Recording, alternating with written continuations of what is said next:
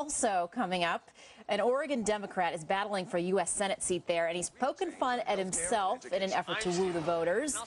Why his TV ads have so many people talking and so many people laughing. I'm the real Steve Novick, and I approve this message because everything these guys said about me is true. I don't look like the typical politician, but I won't act like one either. I will fight for the little guy. In the highly competitive world of politics, it can be hard to get voters to notice you, especially when you might not be as recognizable as your opponent. Our next guest definitely has people talking with his new ad campaign for a Senate seat in Oregon. Take a look. U.S. Senate candidate Steve Novick fought corporate polluters and defeated Bill Sizemore. But would you want to have a beer with him? I agree. I think most Democrats are still pretty frustrated. We're just not seeing real progress on the big challenges we're facing. If we're going to get out of Iraq, fix the broken healthcare system, stop global warming, we can't afford just politics as usual. It's going to take a whole different level of courage. Steve Novick. He's always found a way to get things done. I'm Steve Novick, and I approve this message.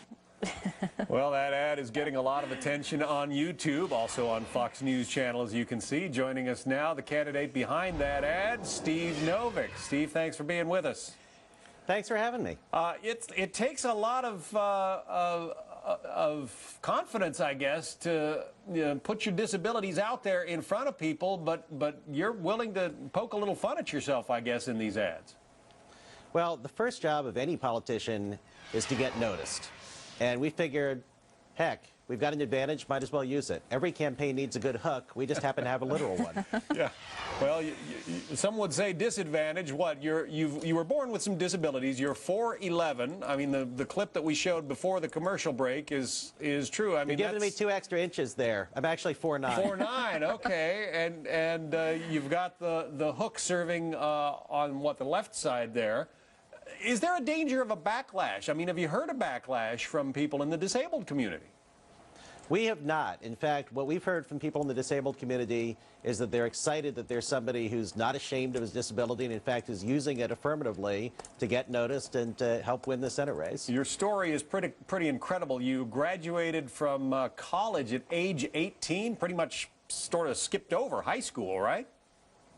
That's true. What happened was the schools in my hometown of Cottage Grove closed for a couple of months because a budget levy failed, a tax measure failed, and I started taking classes at the University of Oregon just to fill the time. And after a while, I asked them if I could stay, and it was the 70s. So they were very mellow about it. They said, sure, come on in. Harvard Law School graduate and so forth. But the Democratic Senatorial Campaign Committee is backing your Democratic opponent in the primary. They've thrown $100,000 into his campaign. Did they see these ads before they decided to spend that money elsewhere? They did not.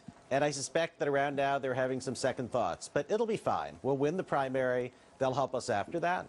And they'll recognize in the future that if you've got a candidate who's willing to fight for the little guy with a hard left hook, then he shouldn't be overlooked. Are there other ads going to be coming out? There will be.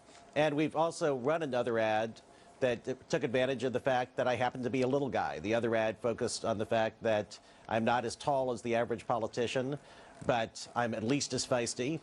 And it's, we're in this campaign, we are talking about the little guy. I'm fighting for an economy that'll work for all of us, not just the richest 1/10 of 1%. We are, every campaign, every politician says he's fighting for the little guy. When I say it, you can believe it. All right. Steve Novick, who hopes to challenge Gordon Smith for his Senate seat on the Republican side. Steve, thanks for being with us. Thanks for having me.